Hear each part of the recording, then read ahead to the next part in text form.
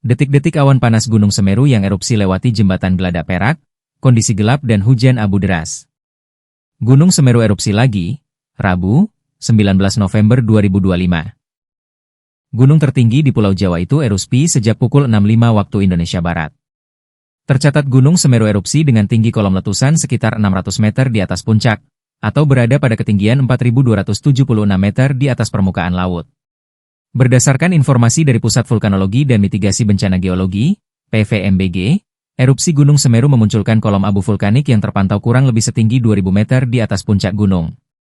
Kolom abu terlihat berwarna kelabu pekat bergerak ke arah utara dan barat laut. Aktivitas erupsi juga terekam jelas pada seismogram dengan amplitudo maksimum 40 mm dan durasi sementara sekitar 16 menit 40 detik.